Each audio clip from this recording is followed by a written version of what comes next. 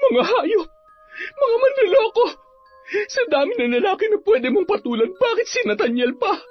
Pareho lang kayo. Ginawa niyo akong tanga. Gusto niyo ng larong tanga-tangahan? Sige, ibibigay ko ang larong gusto niyo. Pare-parehong magiging miserable ang buhay nating tatlo. Hanggang sa kamatayan, paglalaroan ko kayo. Nagkamali kayo ng taong niloko dahil hindi niyo alam kung anong kaya kong gawin para pagbayarin kayo. Arya, anong ginagawa mo? Anong ginagawa mo sa akin? Bitiwan mo yan. Nakikiusap ako. Aurora, tama na. Alam ko nararamdaman ko na ikaw yan. Patawarin mo na ako. Kawawa ka naman. Isa kang malaking tanga. Nagmamahal ka ng isang taong kahit kailan, hinding-hindi masusuklian ang pagmamahal mo. Dahil lahat ng pinakita at pinaramdam niya sa'yo ay kagagawan ko. Sa tingin mo kapag nalaman ni Arya ang buong pagkatao mo, magugustuhan ka niya? Kamumuhian ka niya. Wala na magmamahal sa'yo katulad kung gaano kita minahal noon. Taon 2006. Bicol. Nakangiti habang nakatingala sa buwan at mga bituin si Aurora. Pasilip-silip sa may veranda sa pangalawang palapag ng bahay nila habang abala ang mga tao na noon ay nagluluto at nag-aayos ng mga kakailanganin sa magarbong handaan kinaumagahan. Pumitas pa siya ng isang puting rosas at aksidenteng natusok ang daliri ng babae ng matibay na tinik sa sanga noon. Agad niyang sinipsip ang dugo sa kanyang daliri. Ramdam man ang kirot ay ngumiti pa rin habang patuloy na pinagmamasdan ang mga kamag-anak nila ng kanyang kinakasama na si Nathaniel. Hinintay nila ang 3 taon upang masigurong makakasama niya sa espesyal na araw ng kanyang buhay ang kanyang mga magulang na permanente nang naninirahan sa ibang bansa. Napatingin siya sa orasan nang maalala niya na paparating na galing sa trabaho ang kanyang kinakasama. Agad niyang inilapag ang hawak niyang rosas sa tagiliran ng isang paso, sabay tumungo sa may hagdan nang marinig niya ang pag-iyak ng kanyang 6 na buwan pa lamang na sanggol.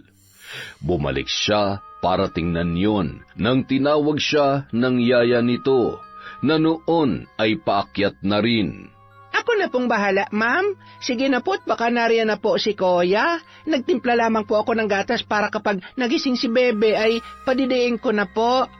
Tumango sabay matamis na ngumiti si Aurora sa bagong yaya ng kanilang anak. Natutuwa kasi siya na sa loob ng 1 buwan ay nakikita niya na mas maalaga yon sa bata.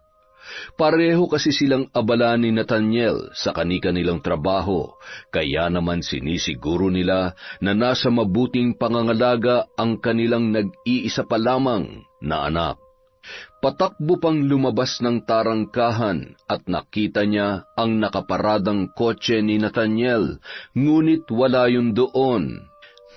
Saan kaya pumunta yon?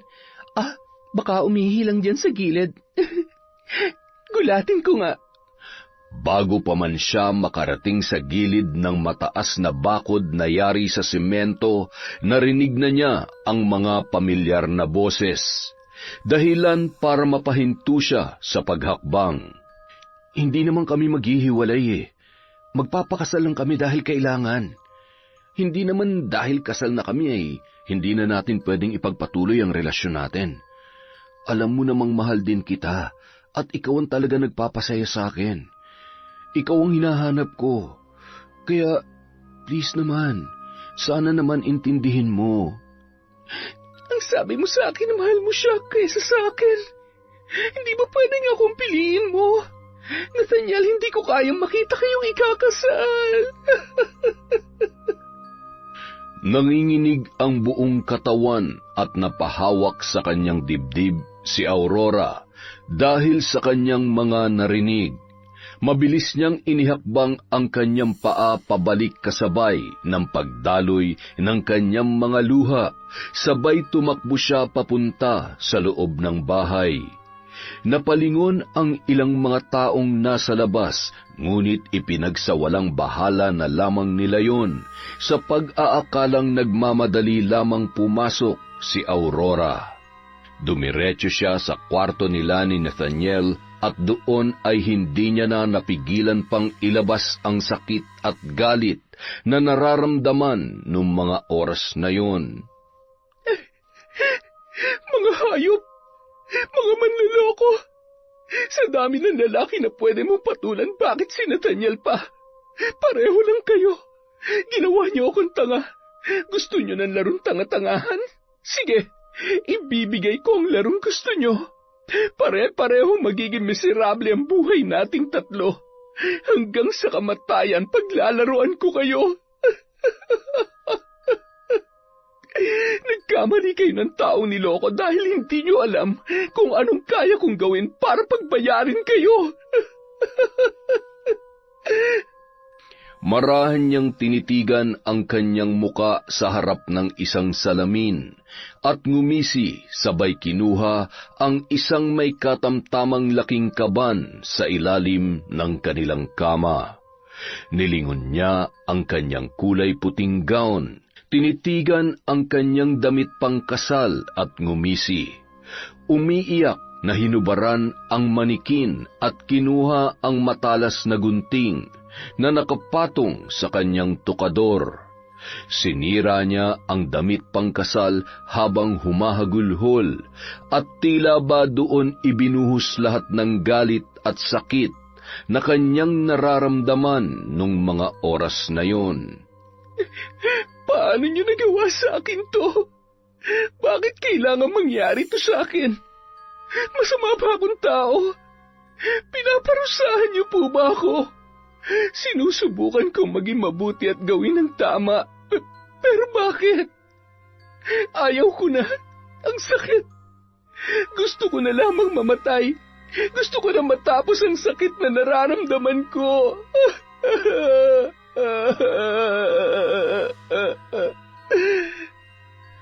Mahigpit niyang hinawakan ang gunting at nanginginig ang kamay habang tinititigan niya yon.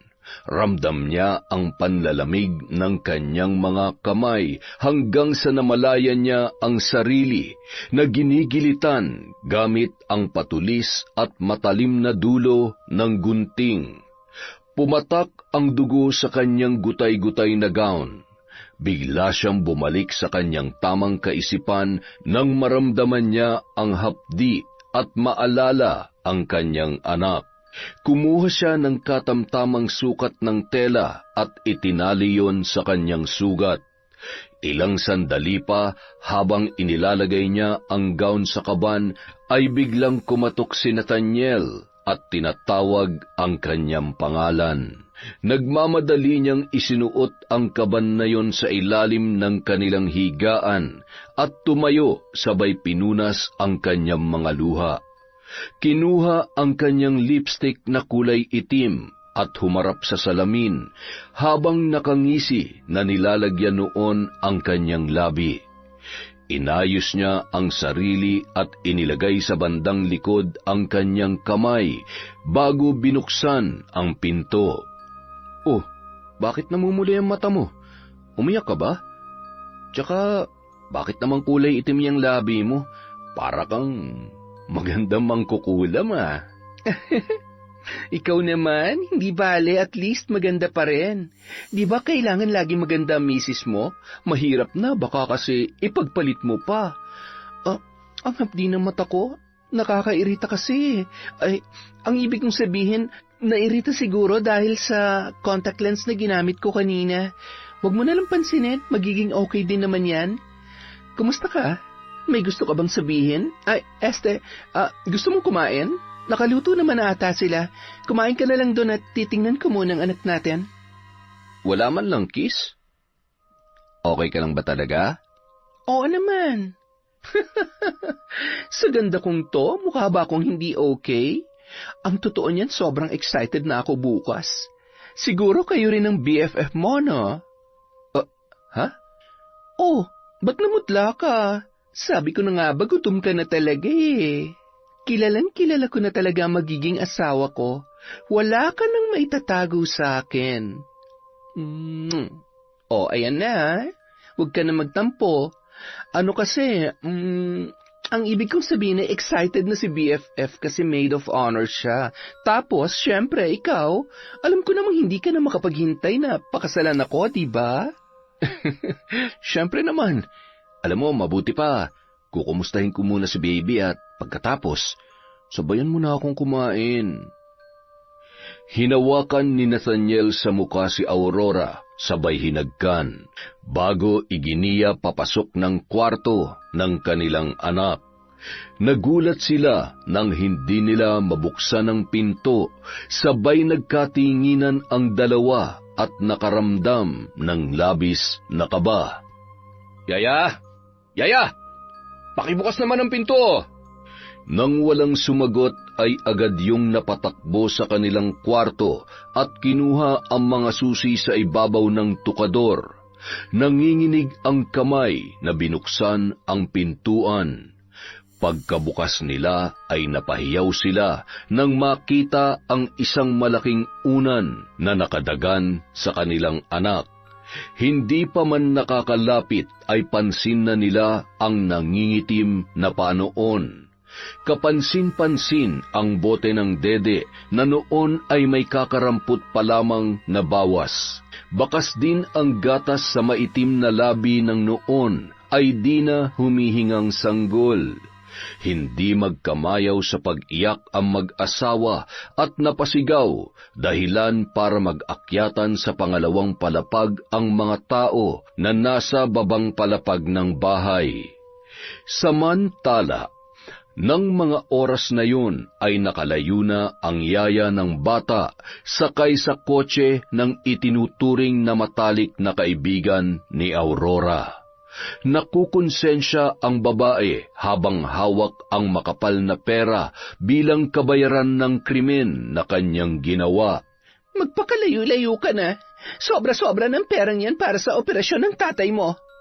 Sa kabilang dako, nagkakagulo naman ang mga kamag-anak ni Nathaniel na naroroon. Bakit mo pinabayaan ang anak natin? Nandito ka ba buong maghapon?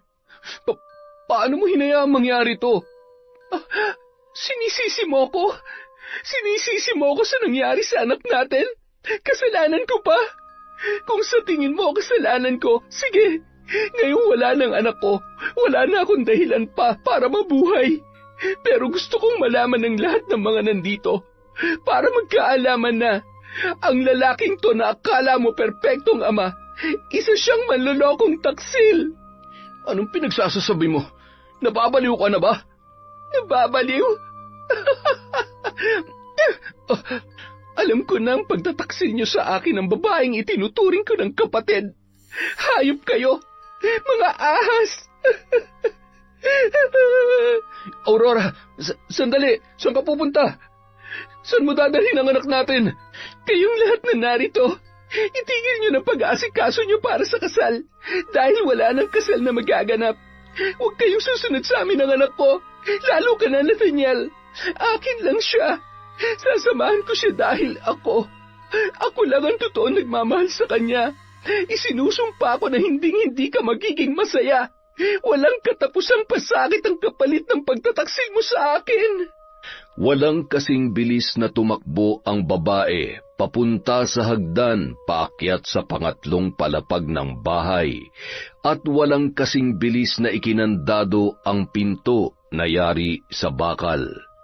Nagmamakaawa ang mga taong naroon habang tinatawag at pinapakiusapan si Aurora, ngunit nang sandaling yon ay blanko na ang kanyang isipan. Tanging ang boses na bumubulong na lamang sa kanyang tainga ang kanyang naririnig. Karga ang kanyang anak at paunti-unting humahakbang sa gilid kung saan natatanawan niya ang mga batong nakatambak sa ibaba noon. Samantala, kinakalampag naman ni Nathaniel ang pinto at pilit yung binubuksan.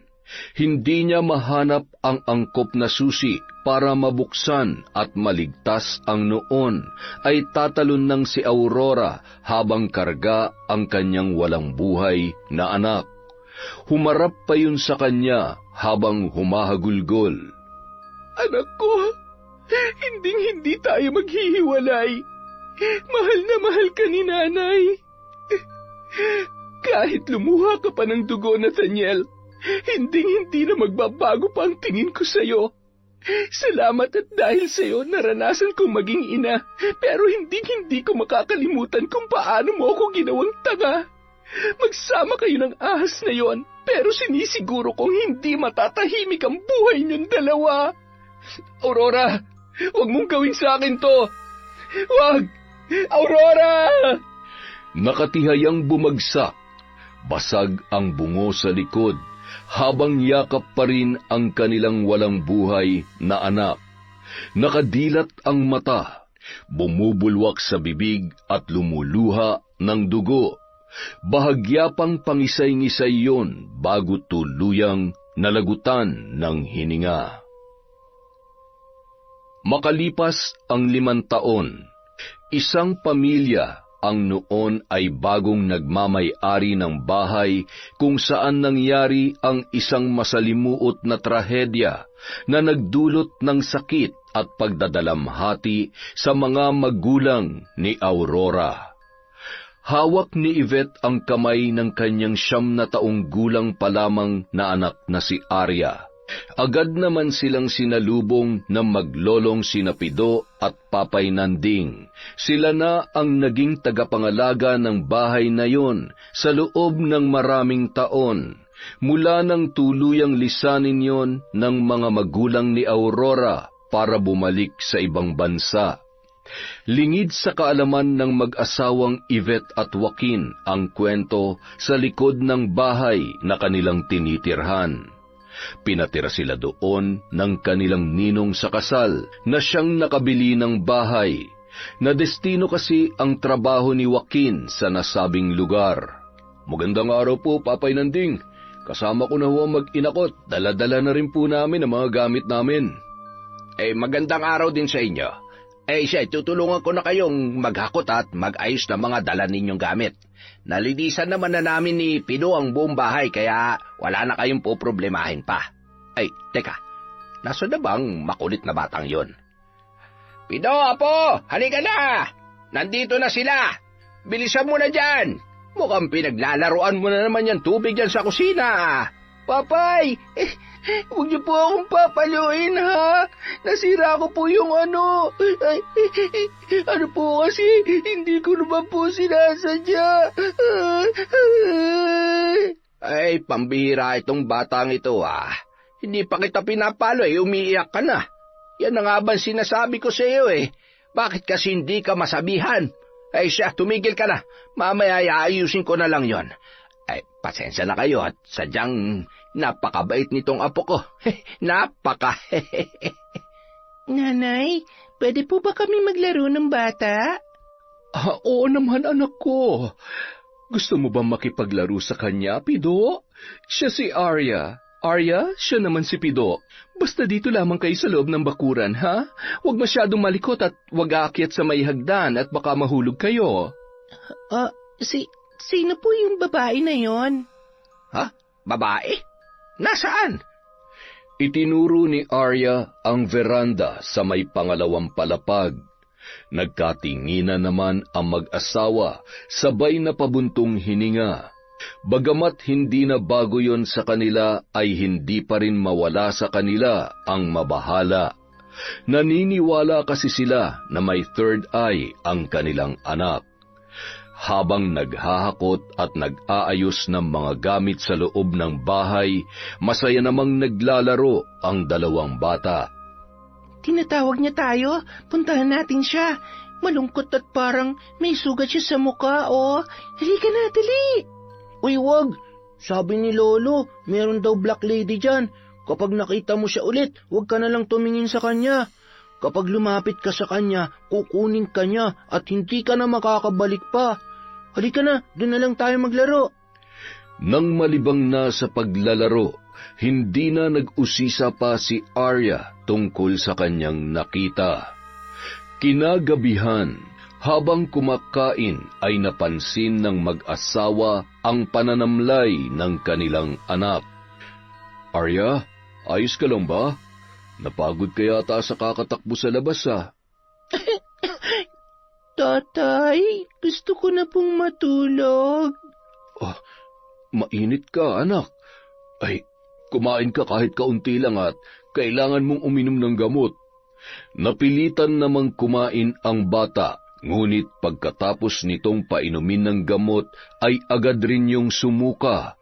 Labis ang pag-aalala ng mag-asawa, lalo na nang mas lalong tumindi pa ang lagnat ni Arya. Inihiga nila yon sa kama at nagkatinginan ang mag-asawa nang bigla na lamang yung paulit-ulit na nagsalita na animoy nananaginip. Papatayin natin sila. Papatayin. Magpapayat sila. Nag-aalala at agad na pumunta si Joaquin sa bahay ng maglolo na nasa likurang bahagi ng kanilang bahay. Ano nangyari? May problema po ba? Inaapoy po ng lagnat si Arya. May alam po ba kayong albularyo na malapit lamang dito? Sandali lamang at sige, pupuntahan ko siya. Apo, dito ka lamang ha. Saglit lamang ako. Pupuntahan ko lamang si Kaistoy at nilalagnat daw si Arya. Nagmamadaling umalis si Papay Nanding at bumalik din agad sa kanyang mag-ina si Joaquin. Hindi naman kalayuan ang bahay ng albularyo, kaya ilang minuto lamang ay dumating na rin yon. Bago pa man pumasok sa tarangkahan ay nakaramdam na ng bigat ng enerhiya, sabay nagtaasan ang kanyang mga balahibo sa batok. Hanggang ngayon pala ay nandirito pa rin siya. Ay, hindi pa rin niya nahahanap ang kapayapaan sa kanyang puso. Nanding, alam ba nila nangyari sa bahay na ito? Ay, hindi. Hindi ko masabi at baka sila ay matakot. Isa pa, hindi naman siguro manggugulo ang kaluluwa ni Aurora. Mabait yon at yung mga tumira dito ay wala namang naikwento tungkol sa kanya. Naghihintay lamang siya ng pagkakataon. Ngunit siguradong pangangatawanan niya ang kanyang sumpa nung gabing yon. May kaalaman at may kaugnayan siya sa itim na kapangyarihan. Sana lamang ay hindi mangyari ang kutob at mga pangitain ko. Ay, ipagdasal na lang natin ang kanilang kaligtasan. Pag-apak pa lamang ni Papay Nanding at Kaistoy sa pinto ng kwarto kung saan naroon ang mag-anak, ay agad na bumangon si Arya at ngumiti. Nanay, tatay, pwede po ba akong uminom? Nauuhaw po kasi ako eh. Sino yan? Anong ginagawa niyo dito? Isa akong albularyo at nandito ko para... Ayoko! Wala akong sakit! Nanay, tatay, wala akong sakit! Huwag niyo akong hahawakan! Umalis ka na! Alis! Nagkatinginan silang lahat at nagtaka naman ang mag-asawa sa inaasal ng kanilang anak. Tinabig pa noon ang albularyo at tumakbo ang bata papunta sa kusina. Sinundan nila yon at hindi naman makapaniwala si Papay Nanding sa kanyang nakita. Kung paano hawakan at punasan ni Arya ang basong hawak niya bago uminom. Pamilyar at isang tao lamang ang nakita niyang gumagawa noon. Napabuntong hininga siya nang umupo yun sa upuan. Nakaekis ang mga paa na animoy dalagang-dalaga na.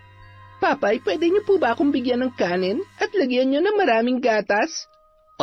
Ako? Anak, si tatay na lang. Nakakaya naman kay Papay Nanding. Ikaw talaga. Pasensya na ho kayo. Nag-alala lang ako sa unika iha ko. Mukha naman pong maayos ng kalagayan niya. Salamat po at pasensya na talaga sa abala.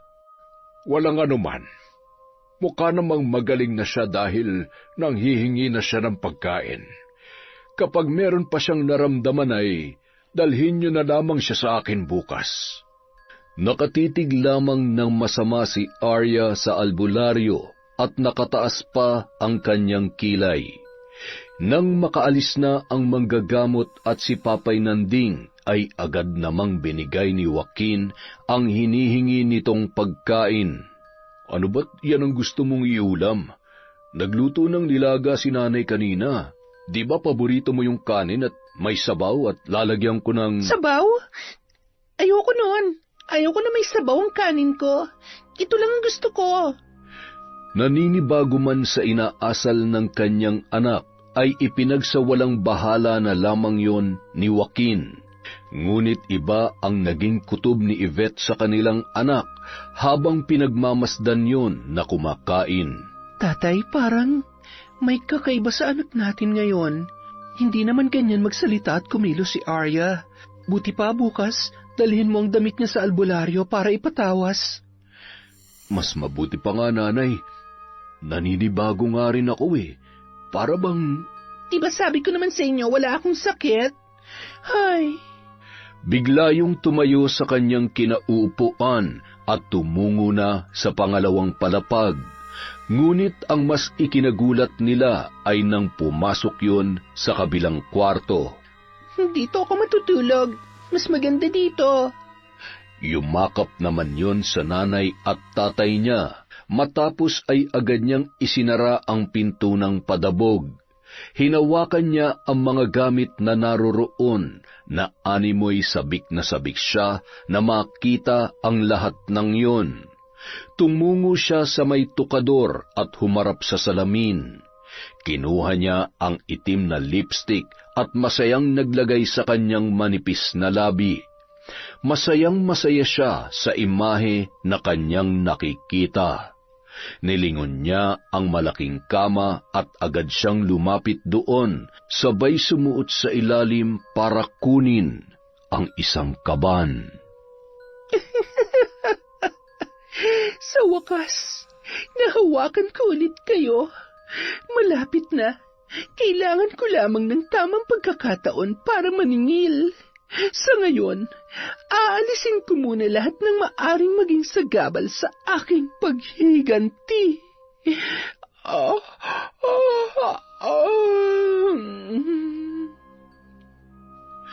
Mahigpit pa nung tinitigan ang naluma ng wedding gown na may bakas pa rin ng dugo. Kinaumagahan. Aalis muna kami ni tatay, anak, ha? Mamimili lang muna kami sa bayan. Gusto mo bang sumama? Umiling lamang ang bata at tumakbo palabas nang makita sina Pido at Papay Nanding. Tingnan mo yung anak natin.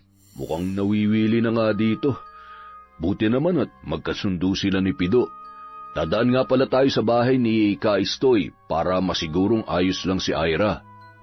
Sa tingin ko, naninibago lang siya dito sa bahay at napagod lang sa maghapong paglalaro.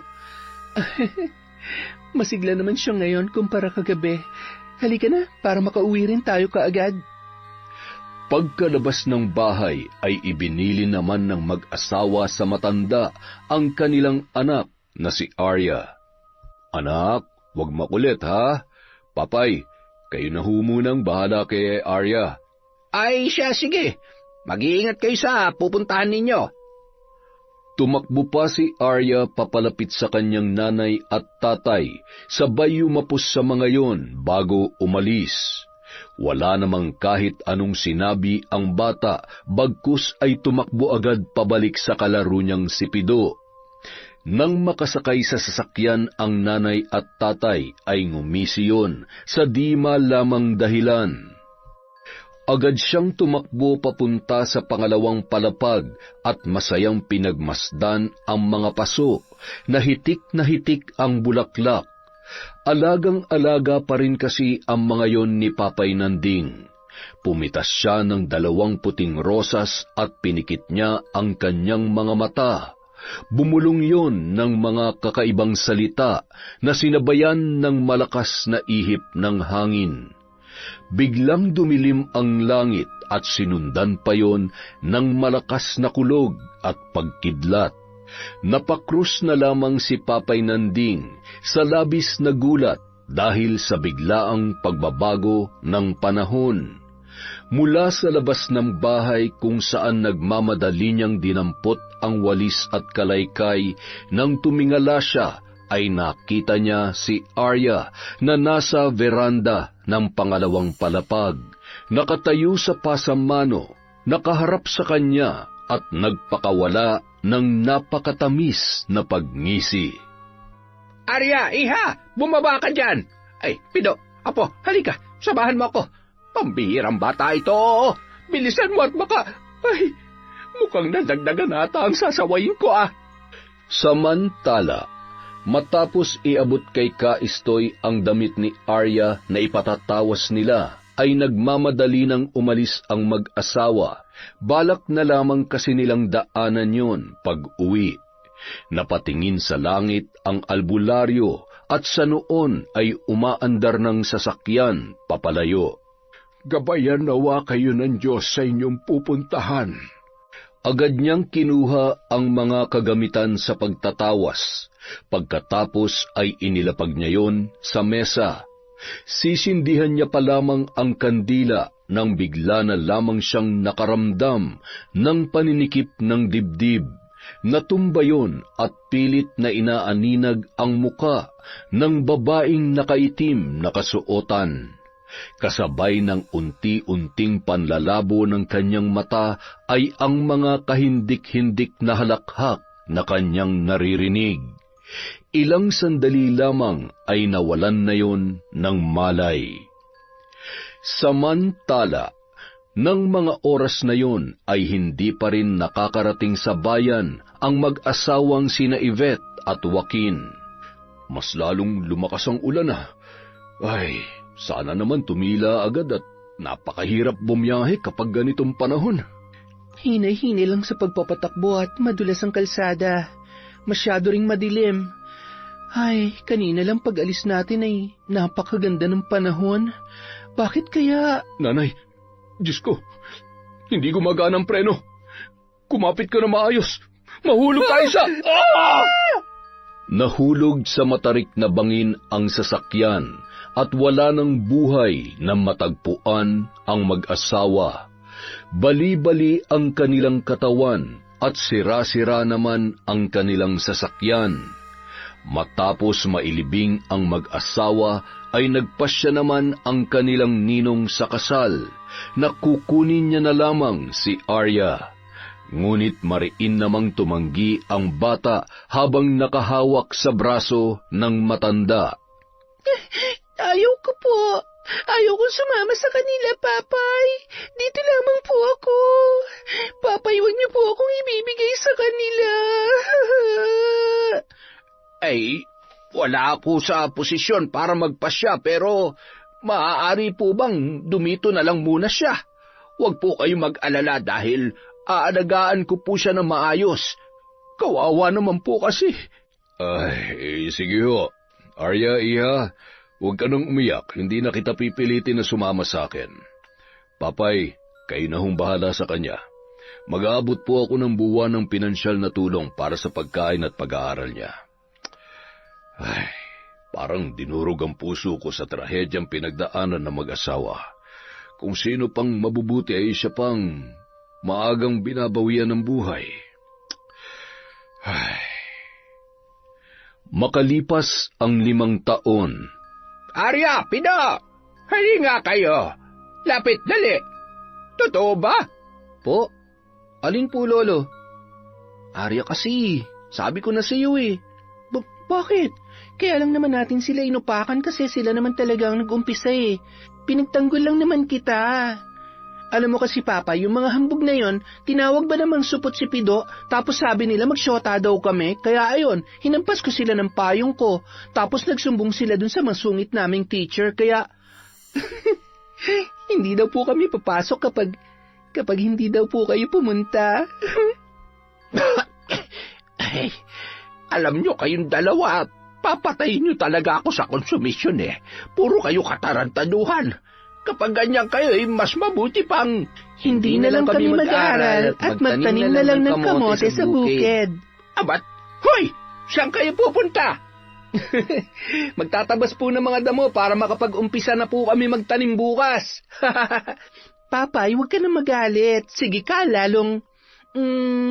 mahal ka namin, Papay. Alis na po kami. Ay, nako. Kaya lalong napapanot ang ulo ko eh. Panginoon, bigyan niyo po ako ng mahabang pasensya at buhay. Paano na lamang kaya ang mga batang ito kung ako'y mawawala na? Sa kabilang banda, habang naglalakad sina Pido at Arya papunta sa bukid kung saan sila nagtatanim, ay nauwi naman ang kanilang biruan sa seryosong usapan. Ayaw mo na ba talagang pumasok? Ayaw ko na. Palagi na lang nila akong pinagtatawanan eh. Tinatawag nila akong baliw. Kung alam nila kung gaano kahirap na... Ay, ewan ko ba? Hindi ko alam kung dapat ko bang ipagpasalamat to. May mga pagkakataon nga na hindi ko alam kung anong ginagawa ko eh. Sa gabi, lagi ko na lang natatagpuan ang sarili ko dun sa pangatlong palapag ng bahay. Nagpapakita pa rin ba siya sa'yo? Hindi naman na. Siguro naman tinigilan niya na ako. Hindi ko rin kasi maintindihan kung bakit. Wala naman siyang sinasabi kahit sa panaginip lang. Yun ay kung may gusto talaga siyang sabihin. Ay nako, ewan ko ba? Naririnig ko lang naman dati ang tungkol kay Aurora kapag nagkukwentuhan sina Papay at si Kaistoy. Ano ba yung kwento? Sabihin mo na kasi sa akin. Sige na. Hoy, duga naman nito eh. Upakan kita dyan. Hindi ko nga kasi talaga alam. Subukan mo na lang kaya magtanong kay Papay. Total, wala namang panalo sa kakulitan mo yun. Woo! Ang sarap talaga ng hangin dito sa bukid. Diba mas masaya pag nagtanim na lang tayo kaysa laging nakikipag-away sa mga siga at maldita nating mga kaklase? O kaya, gusto kong pumunta sa Maynila, tapos doon na lang ako magtatrabaho. Iiwanan mo kami ni Papay? Talaga? Kaya mo yun? Oo naman, para makatulong ako kay Papay. Tapos ikaw, baka gusto mong tapusin ang pag-aaral mo. Matalino ka naman, di ba? Tamad ka lang talaga eh. Ay, kapag umalis ka, wala na magtatanggol sa akin. Eh di pagtanggol mong sarili mo. Kaya ka lang naman nila laging tinutukso kasi alam nilang kaya ka nila at hindi ka lumalaban. Kapag mahina ka, lalo ka lang nilang aabusuhin. Saan ka naman magtatrabaho sa Maynila? Si Aling Lydia, yung may-ari ng tindahan dun sa sentro, may alam daw siya na pwede kong pasukan ng trabaho. Kasambahay o kaya yaya, ganon. Mataas daw ang pasahod kaya sayang naman. Ikaw ang bahala. Pero pustahan tayo, hindi ka papayagan ni Papay. Ang layo kaya ng Maynila, tapos di mo sigurado kung mabait ba yung amo mo o hindi. Baka mamaya hindi ka na makabalik dito. Alam mo yung mga nilalagay sa drum na kulay asul? Ganun. Baka mangyari sa iyo yun. Drum na blue? Nakakatawa yun. Halika, may tatanggalin lang ako sa mukha mo. Ano? May higad ba? Kapag hindi ako pinayagan ni Papay, isa lang ang paraan na naiisip ko. Kailangan tulungan mo ako makatakas. Ayan ka na naman eh. Alam mo kaya tayo napapagalitan dahil dyan sa mga palpak mong plano. Hay, okay na. Hindi ko na kailangan ng tulong mo. Basta itikom mo na lang yung bibig mo. Kung hindi, siguradong tatamaan ka sa akin. Ilalagay kita sa asul na drum at ipapaanod kita sa ilog. Nagpatuloy ang dalawa sa paghahawan ng mga damo at pagkatapos ay nagbungkal na rin ng lupa. Bago umuwi, nag-ani rin sila ng talong, kalamansi at sili Ibebenta nila yon sa kapitbahay nila na may pwesto sa palengke sa bayan. Yun ang pinagkukunan nila ng pang-araw-araw na pangangailangan at patuloy pa rin naman sa pag-abot ng pinansyal na tulong ang ninong sa kasal ng mga magulang ni Arya. 5:00 ng hapon nang dumaan sina Arya at Pido sa tapat ng bahay ni Kaistoy. Masaya namang lumapit at bumati ang dalawa. Hinawakan ng albularyo ang braso ng dalaga at nauutal na nagsalita. Mag-iingat ka, iha. Nanakawin niya ang buong pagkatao mo. Ha? Ano po yon? Ano po bang ibig niyong sabihin? Sa halip na sagutin ang kanyang tanong, ay agad yung tumalikod at isinara ang tarangkahan. Ayos lang ba siya? Ano kayang ibig sabihin ni Kaistoy? Baka nag-uulyanin na. Halika na, huwag na lang nating pansinin yung sinabi niya. Sigurado, hinihintay na tayo ni Papay. Pagdating nila sa bahay, ay agad na silang nag-asikaso ng hapunan. Habang kumakain ay naglakas loob ng magpaalam si Arya sa kanilang papay. Papay? May sasabihin po sana ako? Ay, ano na naman ba yung kalokohang naiisip mo? Kumain ka na lang muna at, ayan, damihan mo ang kain mo. Papay, hindi po ako magbibiro. Hindi po kalokohan to. Seryoso po ako at... Papay, si Arya kasi gustong magtrabaho sa Maynila. Di ba hindi mo naman siya papayagan? Totoo ba yun, Arya? Iiwan mo kami dito. Pupunta ka sa Maynila. Tapos ano? Ano mangyayari? Kung may mangyari masama sa iyo doon, makakauwi ka pa ba ng buhay dito? Walang aalis. Walang pupunta sa Maynila. Kung ayaw nyo na mag-aral, hindi ko kayo pipilitin, pero walang aalis sa pamamahay na ito. Agad na lumabas si Papay Nanding sa kusina at pinipigilan ang sarili na umiyak nung mga oras na yun.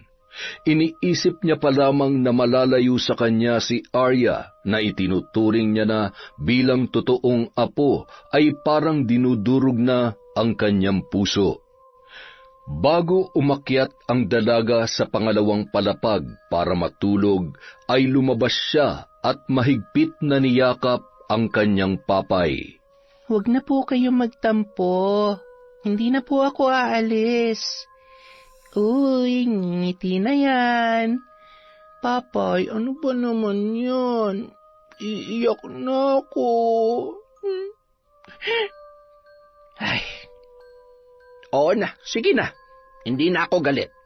Bawasan mo rin yung katigasan ng ulo mo at mga padalos-dalos mong desisyon, ha? Oo na po. Papay ko naman eh. Masyadong matampuhin.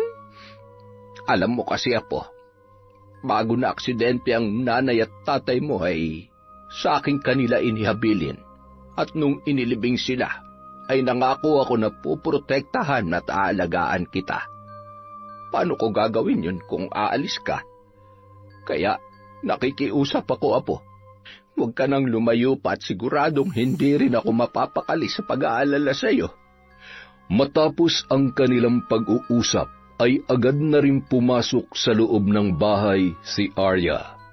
Agad na yung pumanhik sa pangalawang palapag at dumiretso na sa kanyang kwarto. Ang sakit ng likod ko. Nakakapagod rin talaga magtrabaho sa bukid. Ano, Arya? Tama bang itigil ko na lang ang pag-aaral ko? Ay, paano kapag nagkasakit na si Papay? Saan kami kukuha ng pampagamot? Ay, bahala na nga. Samantala, paakyat naman noon ang matanda nang biglang makita niya ang nakakalat na likido sa hagdan. Gamit ang kanyang maliit lamang na flashlight, tinaktak niya yon upang bahagyang lumiwanag at pilit na inaninag kung ano yon. Hahawakan niya na sana yon nang narinig niya ang hakbang mula sa itaas na animoy may bumababang tao. Nang tumingala siya, Nagulat na lamang ang matanda nang makita niya ang babaeng nakasuot ng mahabang damit na kulay itim. Wag! Kasabay ng pagsigaw, nadulas at gumulong ang matanda pababa sa hagdan. Napatakbo naman sina Pido at Arya na noon ay patulog na sana.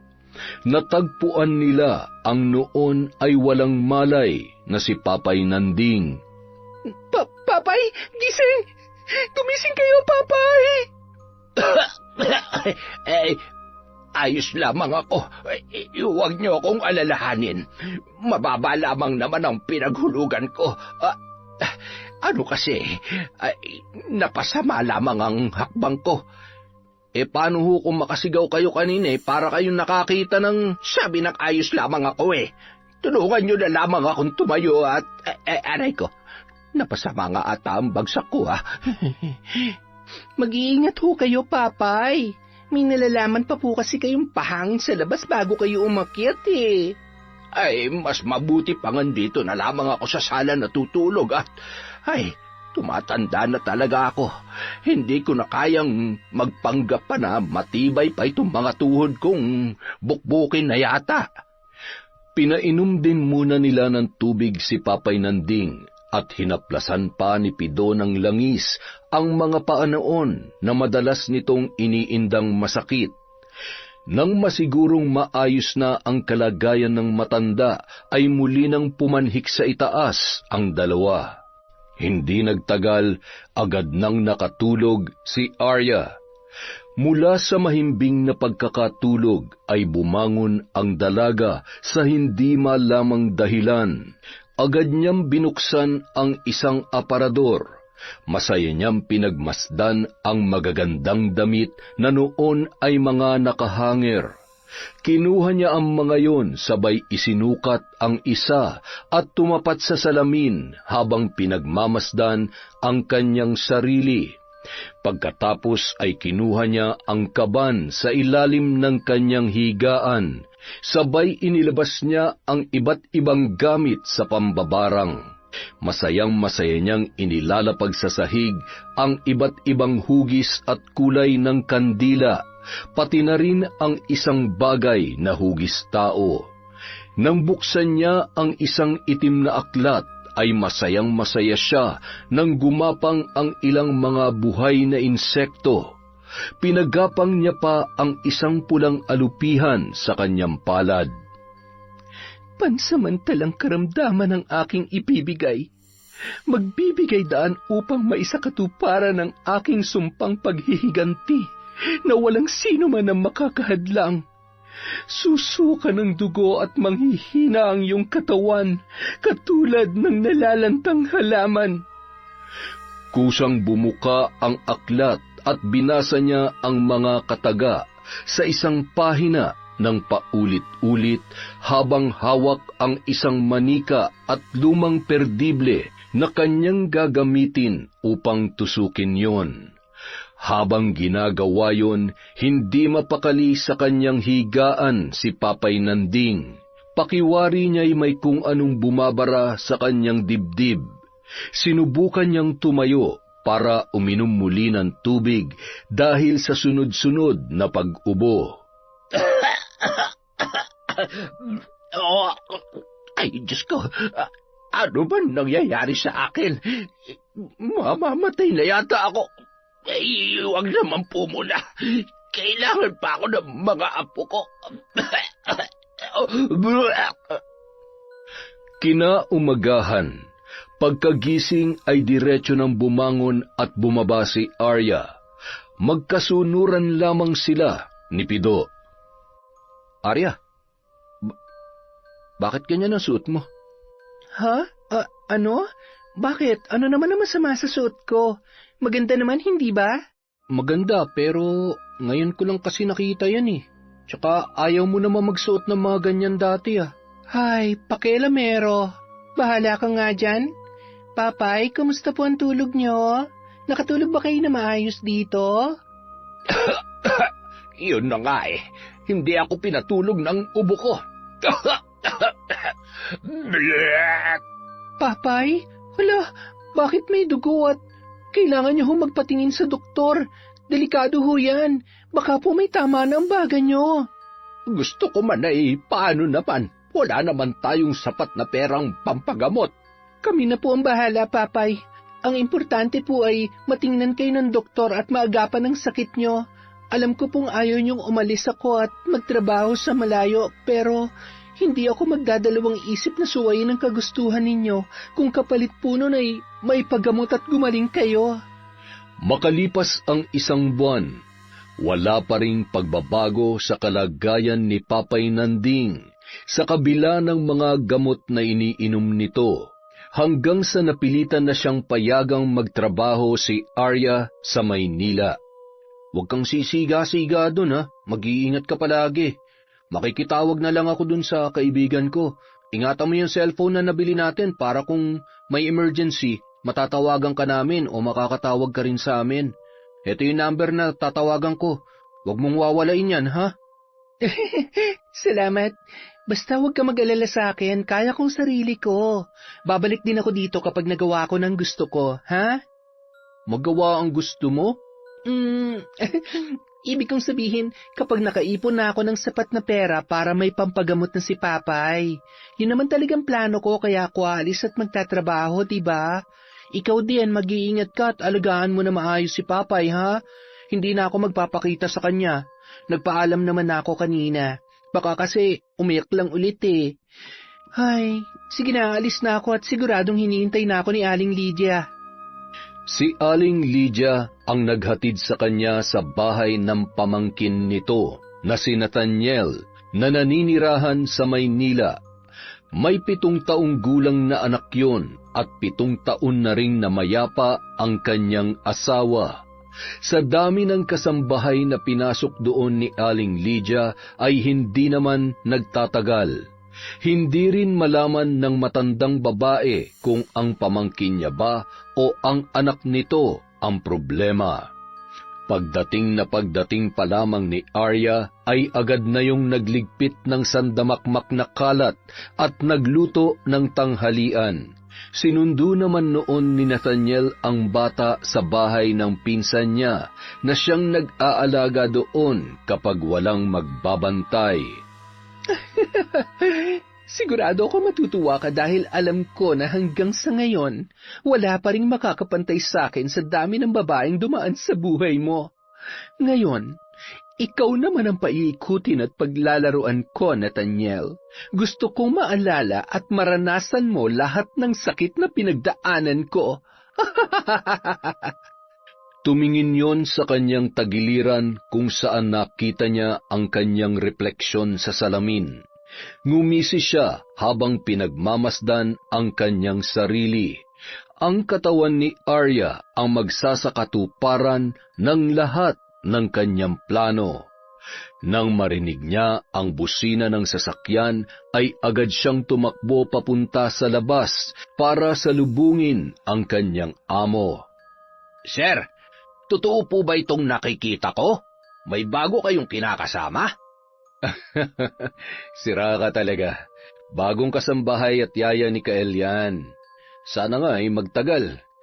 Ay, sa kulit nito, nako, kahit naman sino ay talagang susuko. Mukhang lahat ng kakulitan ay sinalunan niyang uniko iho mo, sir. Alam mo, mas makakabuti kung mag-asawa ka na ulit. Yung tatanggapin ka, pati na rin yung anak mo. Ngumiti lamang si Nathaniel sa sinabi ng kanyang driver at agad na rin bumaba sa sasakyan. Karga ang kanyang anak na nakatulog na sa biyahe. Hello po, sir. Ako po si Arya. Si Aling Lydia po, natutulog at bibiyahe din po siya mamaya pauwi ng Bicol. Ako na pong kakarga sa baby niyo. Ay, salamat, pero ako na lang. Masyado na kasi itong mabigat. Hindi ka muna natulog? Sigurado, pagod at puyat ka pa sa biyahe. Ay, hindi naman po. Nakatulog naman po ako sa biyahe. Ang totoo po niyan, nakapagligpit at nakapagluto na rin po ako ng tanghalian natin. Natuwa naman si Nathaniel nang makita na malinis at maayos ang mga gamit sa kusina. At nang maamuyan niya ang ulam ay naalala niya ang yumao niyang kinakasama na si Aurora. Lalo lamang naguluhan ang utak niya nang matikman niya ang luto ng dalaga. Pinuri at ipinagmalaki pa ni Aling Lydia si Arya dahil siniguro niya sa kanyang pamangkin na maaasahan at tatagal yon sa trabaho. Matapos magtanghalian ay inihatid na ng driver si Aling Lydia sa sakayan pabalik sa probinsya. Kinagabihan, habang nagluluto, nagulat na lamang siya nang biglang tinamaan siya ng bola sa ulo. Nilingon niya ang batang si Kael na noon ay tuwang-tuwa sa kanyang ginawa. May kalalagyan ka sa akin. Ewan ko na lang kung may matitirang kakulitan dyan sa katawan mo. Pasimple siyang bumulong sa hangin habang dinadampot ang bola. Kael, gusto mo ba maglaro? Opo, gusto ko po. Yan, ganyan.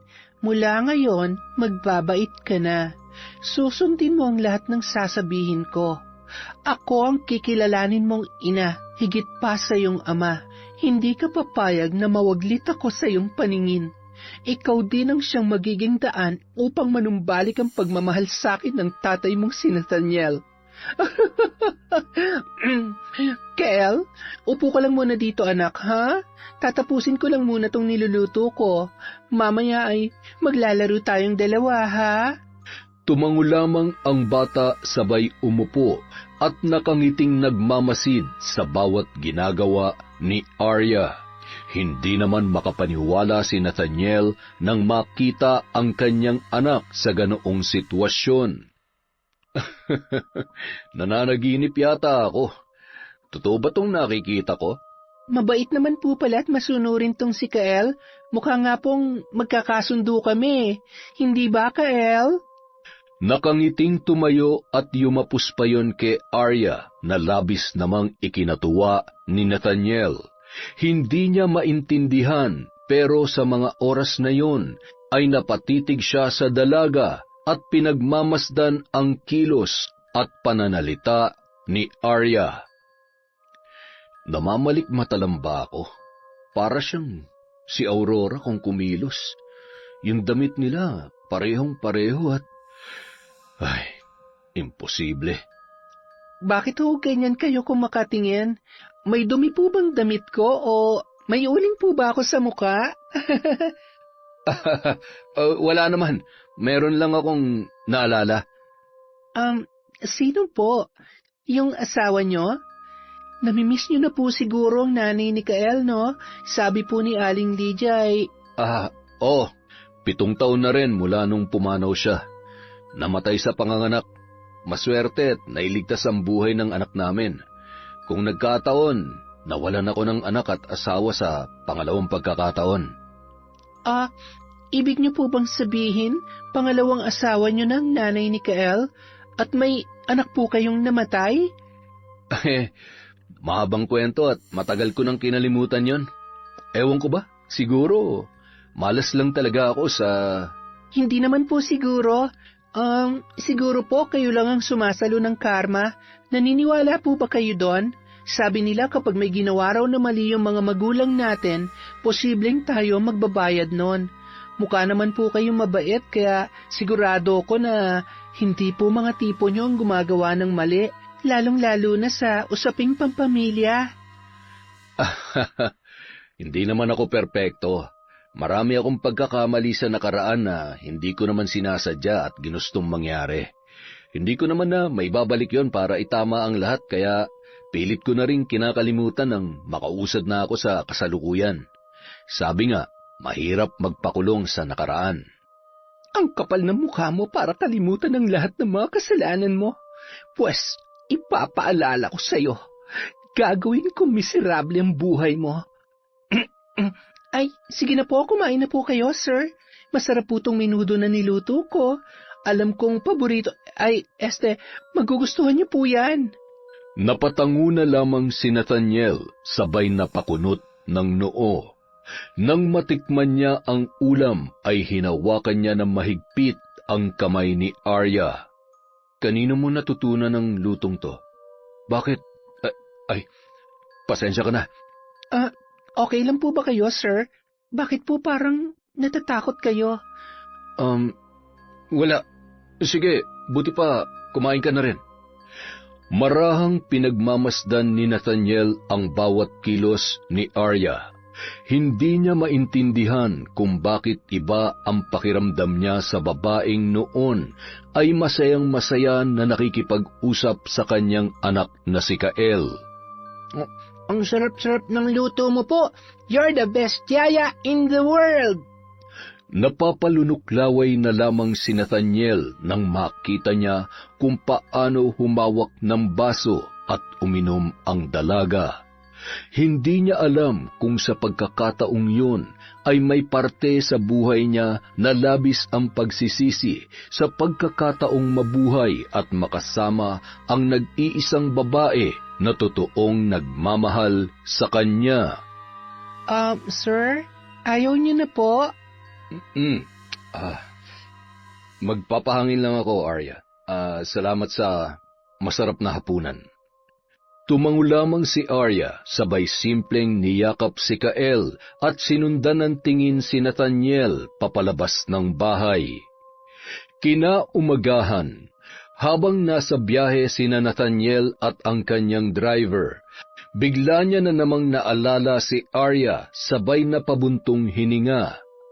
Sir, kumusta ang bagong magandang yaya? Ayos ba? Nagustuhan mo ba? Nagustuhan ba ni Kael, sir? Ay, maayos, marunong sa bahay, masarap magluto, at gustong-gusto siya ni Kael. Alam mo, hindi ko alam kung dapat ba akong maging masaya o kabahan. Kasi yung bawat kilos at kung paano niya ako tingnan at magsalita, si Aurora talaga nakikita ko. Si Aurora ho? Yung dati niyong kinakasama? Yung namatay? Pambihira naman, sir. Baka naman namimiss niyo lang siya. Di ba ganun naman talaga kapag wala na yung isang tao sa buhay natin, tsaka natin hinahanap-hanap at nakikita kung gaano talaga sila kahalaga para sa atin. Kaya sa sobrang pagkamiss mo dun sa tao, nakikita mo siya sa katauhan ng iba.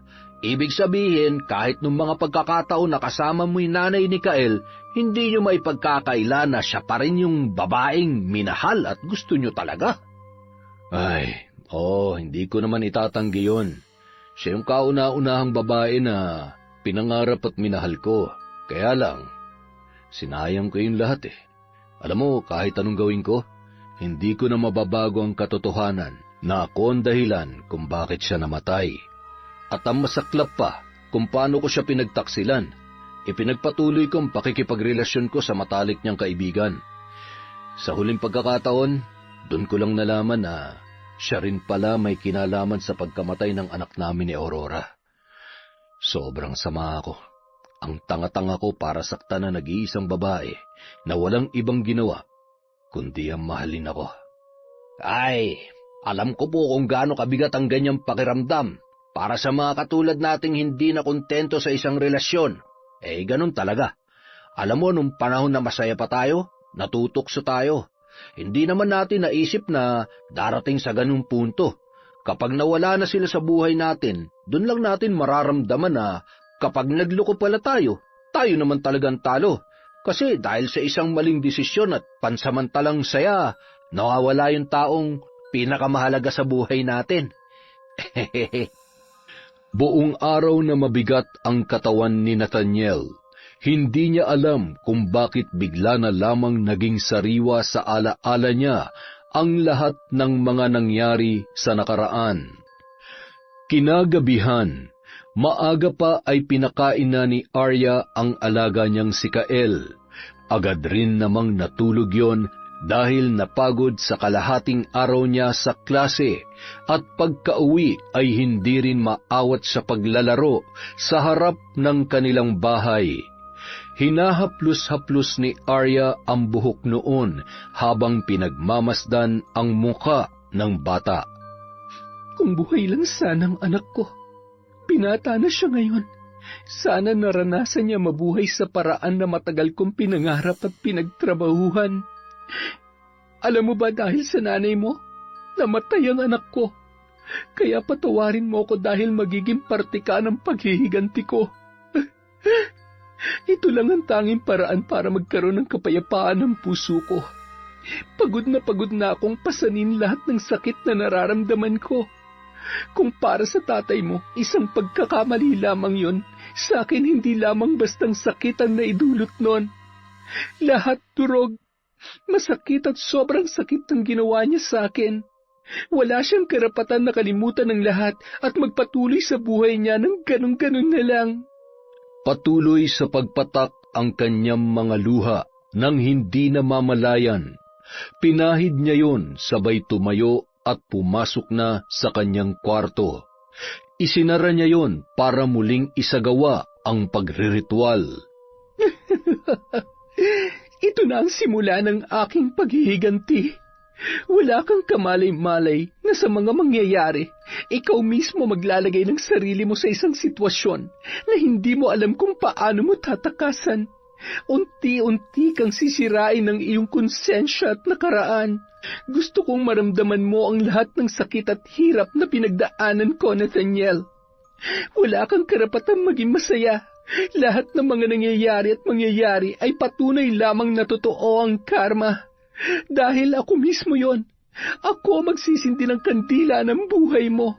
Ako magpapasya ng iyong magiging katapusan.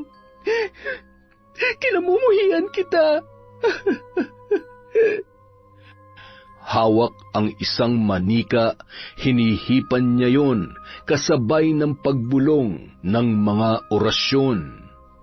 Sakit na walang lunas, bangungot na magdudulot ng takot at karamdaman.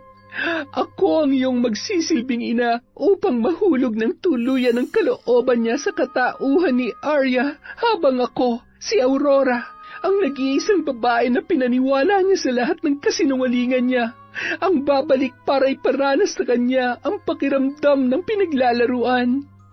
Hindi ako titigil hanggat hindi kita na isasama sa pangalawang buhay. Baka sakaling doon mapagtanto mo lahat ng mga pagkakamali mo. Pagkatapos ng pagriritual ay maingat niyang itinago ang kanyang mga gamit. Papahiga na lamang sana siya nang biglang may kumatok sa pinto at nang buksan niya yon ay ang nag-aalalang mukha ni Nathaniel ang bumungad sa kanya. Yaya, masyadong mataas ang lagnat ni Kael. Diyos ko po, baka nasobrahan po siya sa paglalaro kanina. Pasensya na po kayo, sir. Uso rin kasi ang sakit ngayon. Wala kang kasalanan, Arya. Tumakbo si Arya papunta sa kwarto na animoy alalang-alala. Kumuha yon ng maligamgam na tubig at bimpo.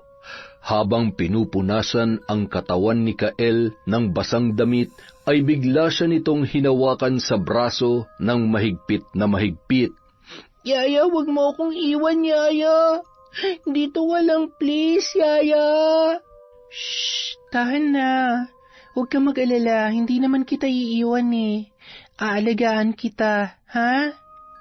Mahigpit niyang niyakap ang bata at hinimas-himas ang braso noon hanggang sa pareho na silang mahimbing na nakatulog. Kinumutan naman ni Nathaniel ang dalaga nang mapansin niyang nilalamig yon. Nagpasya siyang matulog na lamang sa upuan habang patuloy na pinagmamasdan ang dalawa. Hindi niya alam kung bakit biglang nakaramdam ng saya ang kanyang puso. Sa muling pagkakataon ay naramdaman niya ang saya ng isang buong pamilya. Pakiramdam na huli niyang naranasan nung nabubuhay pa si Aurora at ang anak nila. Hindi niya na namalayan pa ang oras hanggang sa siya ay nakatulog na rin. Nang magising si Arya ay nagulat siya nang mapansin na may kumot na sila ni Kael. Napangisi siyang nilingon si Nathaniel na noon ay tulog na sa upuan. Mababakas ang pagod at lungkot sa mukha nito. Pinagmasdan niya ang bawat anggulo ng muka ng lalaki. Doon niya napansin na marami nang nagbago, bakas na rin ang maraming taon na lumipas. Ngunit isa lang ang nasisiguro at gusto niyang maramdaman nung mga oras na yun. Galit. Galit na hindi basta-bastang maiibsan ng salitang patawad. Napangisi siya kasabay ng pagmulat ni Nathaniel. Sir, ano po? Lumipat na po kayo dun sa kama. Mukhang maayos naman na po siya at bumaba na yung lagnat. Doon na po kayo matulog sa kama nyo. Ako naman po ay babalik na sa kwarto ko. Arya? Po? Wala. Salamat Sige na, matulog ka na ulit. Tumango lamang at matipid na ngumiti ang dalaga habang tinititigan ang muka ng lalaking amo. Pagkatalikod ay ngumisi yun, sabay umirap na animoy nangyayari ayon sa kanyang kagustuhan ang kanyang plano. Pagkapasok sa kanyang kwarto ay napabuntong hininga siya, sabay umupo at kinuhang muli ang kanyang mga gamit. Doon ay muli niyang isinagawa ang pagriritual. Hindi ba't magiging masaya kung maliban sa anak mo, makukuha ko rin ang puso mo? Kapag mahal na mahal mo na ako at hindi mo na ako kayang bitawan, doon mo lang malalaman na ang lahat ay isang malaking kasinungalingan lamang. Ako'y iyong kahuhumalingan, mamahalin, at ika'y susunod sa aking bawat hilingin. Para naman, bago ka pumanaw ay maranasan mo kung paano dapat magmahal at makagawa ka man lamang ng kabutihan. Kinaumagahan, hindi na nakapasok pa si Nathaniel dahil sa matinding sakit ng ulo at pagsusuka. Hindi naman siya pinabayaan ni Arya. Bagamat matamlay pa si Kael ay hindi rin muna pumasok yon sa eskwela. Sa loob ng 2 buwan ay mas lalong napalapit ang mag-ama kay Arya. Bukod doon ay masayang-masaya naman siya na nakakapagpadala ng pera sa probinsya para sa pagpapagamot ni Papay Nanding. Hanggang sa makalipas ang 6 na buwan ay lalong lumala ang kondisyon ni Nathaniel na labis nitong ikinabahala, lalo na't hindi matukoy ng mga doktor ang kanyang karamdaman.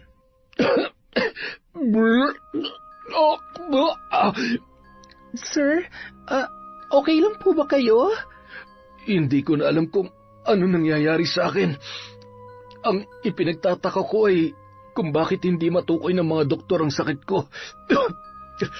Nahihirapan na ako at alam kong malubha ang lagay ko. Nahihirapan na rin akong huminga at hindi ako makatulog. Maya't maya rin akong nananaginip ng... Basta, hindi ko may paliwanag. Ay.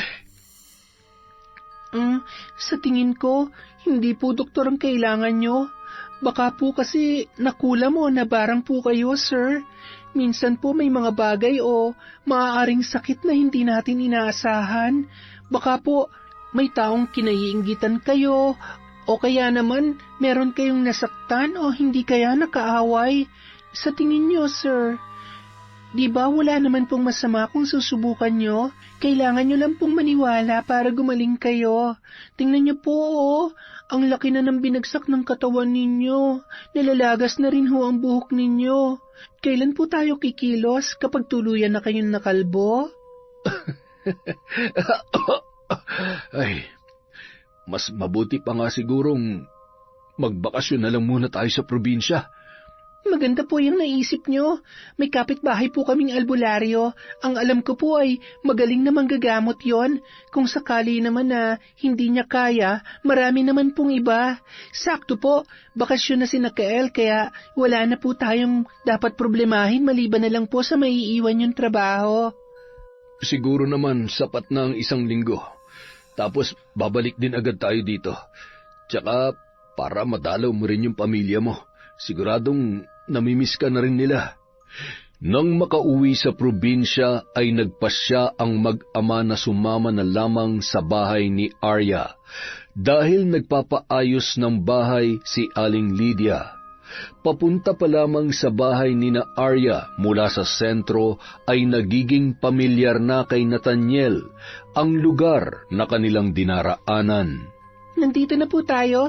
Dito niyo na lang po iparada ang sasakyan. Ligtas naman po dito. Dito ka nakatira?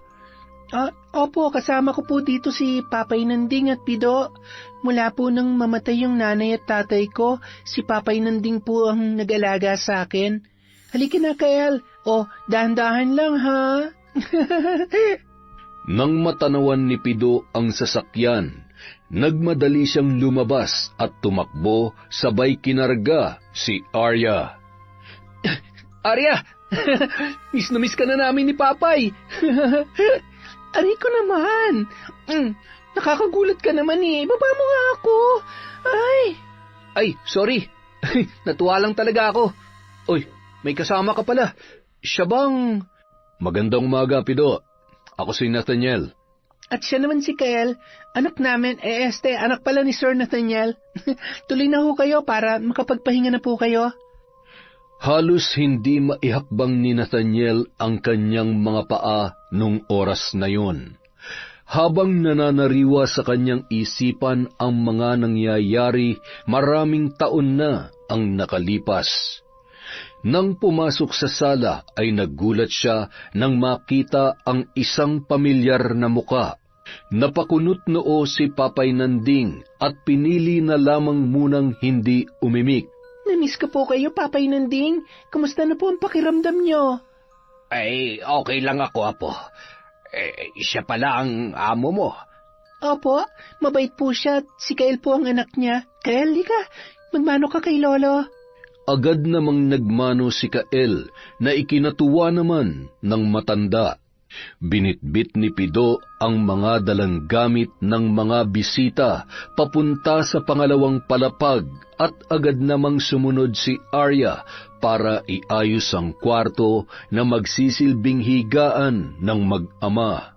Hindi ko inaasahan na ikaw pala magiging amo ni Arya. Kumusta? Mukhang maayos at masaya pa rin ang buhay mo.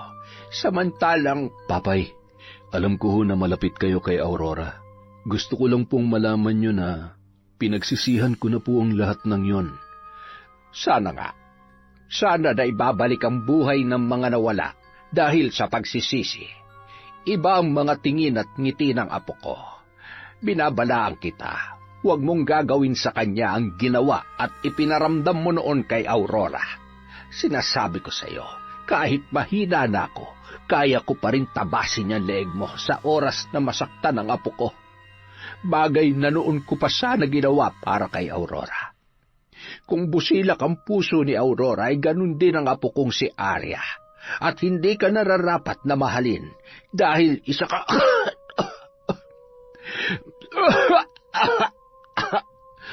Nakikiusap po ako sa inyo.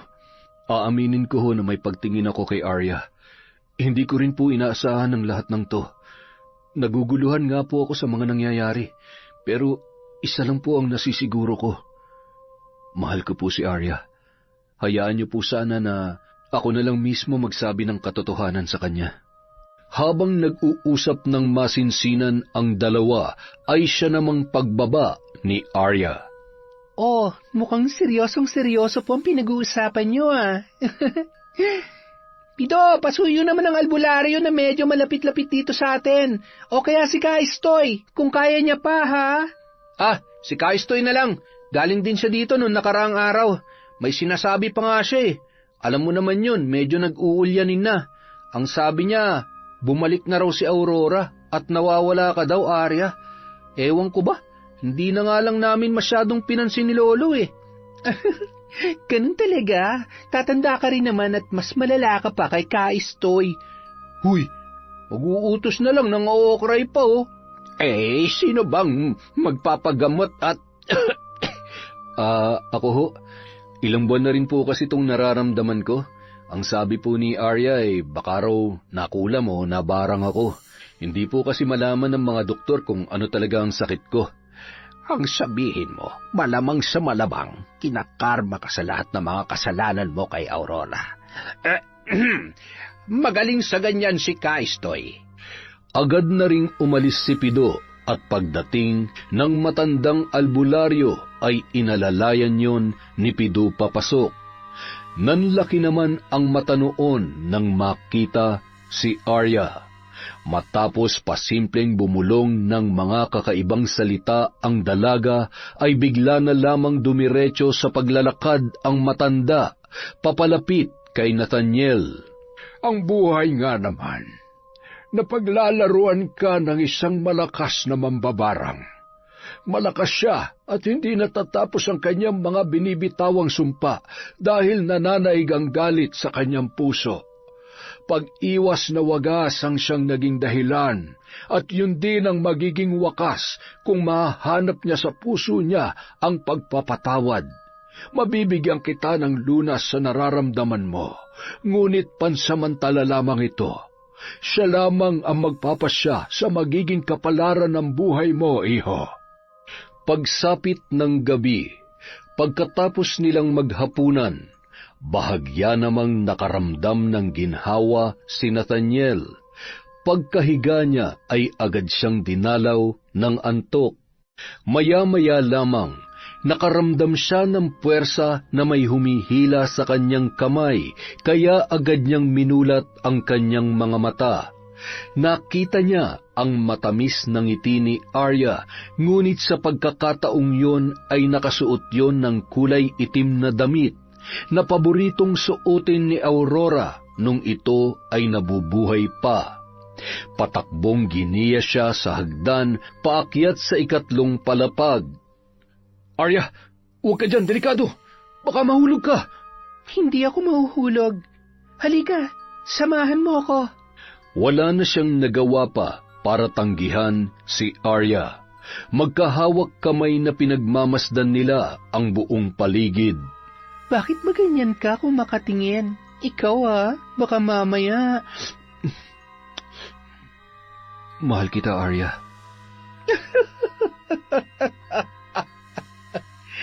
Mahal? Anong alam mo sa pagmamahal? Hindi mo ba naaalala ang lugar na to? Nakalimutan mo na? Ang isang taksil na katulad mo ay hindi marunong magmahal. Makasarili ka. Kaya dapat sa'yo mamatay.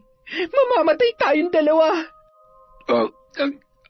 Arya, huwag. Mahuhulog tayo. Arya! Nakita niya ang noon ay duguan at wala ng buhay na si Arya. Magkahawak kamay habang unti-unting nalalagutan ng hininga.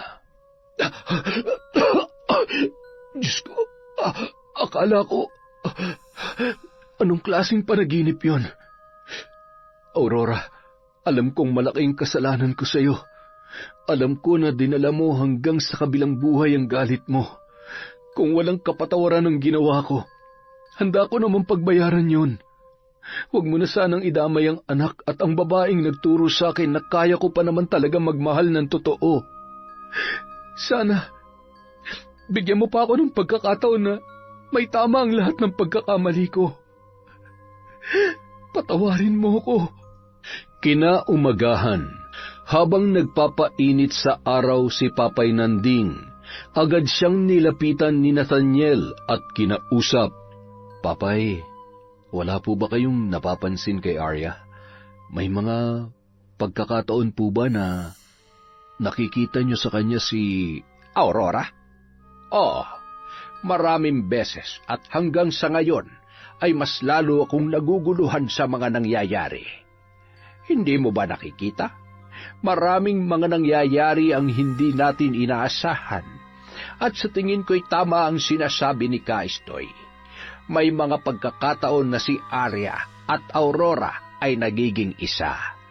Ginagamit ni Aurora ang katawang lupa ni Arya para makapaghiganti. Ang ikinakatakot ko lamang ay baka mapahamak si Arya. Subukan mong kausapin siya. Tapusin mo na ang lahat ng ito bago pa mahuli ang lahat. Dahil kapag ka nagkataon, hinding-hindi kita mapapatawad. Kinagabihan, naghahanap ng tamang pagkakataon si Nathaniel upang makausap si Arya. Pagbukas niya ng pinto, hindi niya inaasahan ang kanyang nakita. Suot nito ang gutay-gutay na wedding gown habang umiiyak at hawak ang mga gamit nito sa pambabarang. Isasama kita hanggang kamatayan. Hindi ka karapat-dapat mahalin ng kahit na sino man. Arya, anong ginagawa mo? Anong ginagawa mo sa akin? Bitiwan mo yan! Nakikiusap ako! Aurora, tama na! Alam ko nararamdaman ko na ikaw yan! Patawarin mo na ako! Bitawan mo ako! Pinandidirihan kita! Arya, sandali! Saan ka pupunta? Nagmamadaling umakyat yon, papunta sa pangatlong palapag ng bahay, dala ang manika at perdible na ginagamit niya sa pambabarang. Humahalakhak yon sabay tumayo sa dating lugar kung saan eksaktong tumayo si Aurora bago tumalon at binawian ng buhay. Kapag tumalon ka, mapapahamak si Arya. Kaya utang na loob. Huwag mong gawin to. Patayin mo na lang ako. Kawawa ka naman. Isa kang malaking tanga. Nagmamahal ka ng isang taong kahit kailan, hinding-hindi masusuklian ang pagmamahal mo. Dahil lahat ng pinakita at pinaramdam niya sa'yo ay kagagawan ko. Sa tingin mo kapag nalaman ni Arya ang buong pagkatao mo, magugustuhan ka niya? Kamumuhian ka niya. Wala nang magmamahal sa'yo katulad ng kung gaano kita minahal noon. Tiwala, suporta, at pagmamahal na sinayang mo. Dahil taksil ka, sa lahat ng ginawa ko para sa'yo, anong ipinalit mo? Sama ng loob, sakit na walang kamatayan. Anong nagawa ko sa'yo para saktan mo ko ng ganon? Ano? Wala nang dahilan para patawarin mo ko. Kung may babalik ko lang ang panahon para itama ang mga pagkakamali ko, Aurora, minahal kita. Alam mo yun. Naramdaman mo yun. Sana maalala mo na bago ako gumawa ng pagkakamali at nagpatalo sa tukso, may parte dyan sa puso mo na alam mo na sobrang minahal kita. Lumipas ang taon kahit pinili kong makasama yung babae na siyang dahilan kung bakit namatay ang anak natin. Galit na galit ako sa sarili ko noon.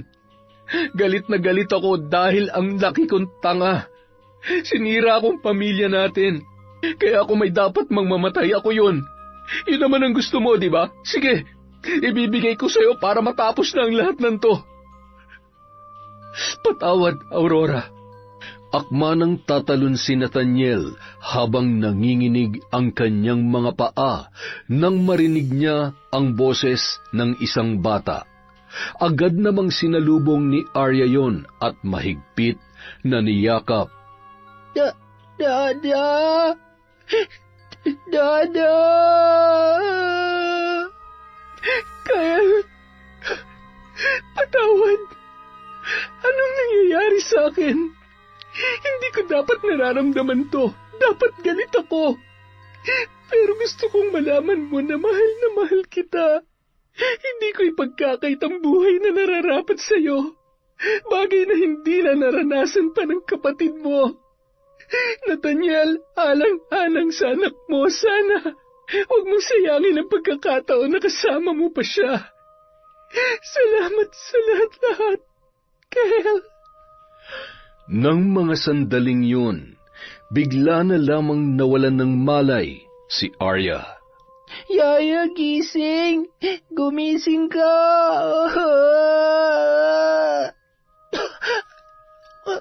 Ano nangyari? Sino kayo? Manika? Anong mga to? Nasaan si Papay at Pido? Yaya, hindi mo ako kilala? Dada, ano nangyayari sa kanya? Dahil nanghihina pa, binuhat na lamang yon ni Nathaniel papunta sa unang palapag. agad namang sinundo ni Pido si Kaistoy. Wala na siya. Tuluyan na siyang nakatawid sa liwanag. Salamat sa Panginoon. Arya, ikaw ang naging daan upang matapos na ang lahat ng ito. Wala ka bang maalala? Naguguluhan po ako. Basta ang alam ko lang, parang naawa niyo na ang sakit ng ulo ko. Akala ko panaginip lamang ang lahat. Ang totoo, mula nang lumipat kami dito, araw-araw ko naman talaga siyang nakikita, pero hindi ko inaasahan na aabot sa ganito. Magpasalamat na lamang tayo sa Diyos at ligtas ka. Ngayon, mas makakabuti kung ipagdasal na lamang natin siya at ibaon na lamang natin sa lupa ang mga kagamitan niya. Posible kasing matuksok ang gamitin ng mga yon. Diyos ko, hindi ko na nga po kinakaya mga nakikita ko na kung ano-ano, magiging mambabarang pa ako. Ayoko po noon. Kaya nga, kailangan na natin niyang ibaon. Sa wakas, ligtas na tayong lahat. Kung hindi niyo nalalaman, ay ako ang unang naging biktima niya. Dahil noon pa man ay napapangita ko ng pakay niya sa iyo. Ibig sabihin ay pati lahat ng mga nangyari sa akin ay siya rin ang may kagagawan. Abat, nanggigigil na ako Pido, kunin mo nga yung itak at pupugutan ko ang ulo ng Nathaniel na yan. Papang naman, huwag niyo na pong saktan yung tao. Sayang naman. Minsan na nga lang po ako makakita ng mukhang tao dito, itutudasin niyo pa. At saka, hindi man po siya naging mabuting asawa kay Aurora. Pwede niyo naman pong gawin yun sa akin. Mabait naman po siya bilang amo at tatay ni Kael. Hoy, lumalandi na to, Lolo. Huwag niyo ang payagang magtrabaho. Sigurado pagbalik niyan dito sa susunod, may apo na naman kayo. Parang masaya naman yata yun Kahit bago man lamang ako bawian ng buhay ay may isa sa inyo na mabigyan na ako ng apo. At malabong maibigay mo sa akin yun dahil mukhang wala ka namang planong mag-asawa. At parang wala namang magkakagusto sa iyo. Grabe naman kayo sa akin. Sayang naman tong pagiging magandang lalaki ko. Magtimpla ka na nga lang ng kape at tapangan mo ng kaunti tsaka mo laklakin para kabahan ka naman. Tsaka kung gusto mo talaga mag-asawa dapat nagpapatuloy ka na. Shh, Lolo naman. Pinagsisigawan pa pareho lang naman tayo. Nauwi na lamang sa tawanan ang kanilang pag-uusap. Nagpasyang bumalik si Nathaniel sa Maynila matapos ang 1 linggo. Para makapagbakasyon at makapamasyal ay isinama nila si Papay Nanding at Pido. Yun ang unang beses na nakarating sila ng Maynila. Makalipas ang 3 taon, tuluyan na ngang nagkamabutihan sina Nathaniel at Arya. Malayo man ang agwat ng kanilang edad ay ramdam naman nila ang totoong pagmamahal na nararamdaman para sa isa't isa. Kaya naman sa kabila ng masalimuot na nakaraan, sa huli ay naitama ang lahat sa tamang pagkakataon at nagsilbing aral na lamang yon upang pagtibayin ang kanilang relasyon. Ang totoong pagmamahal ay sadyang dumarating sa tamang pagkakataon. Ilang beses mang madapa, pagmamahal pa rin ang magiging dahilan para bumangon at magpatuloy sa buhay. Wow, napakaganda na naman po ng kwento natin. Maraming salamat po sa suporta nyo sa Kwentong Enteng. Pasensya na po ulit. Medyo busy lang po talaga ngayon. Sa susunod na video, meron po tayong shoutout ulit. Ipunin lang natin, nililista ko po kayong lahat, wag po kayong mag-alala. Kung hindi man po ako nakakasagot sa comments nyo, naka-heart po lahat yan. Ibig sabihin, binabasa ko po lahat yan. At maraming salamat po mula sa Kwentong Enteng.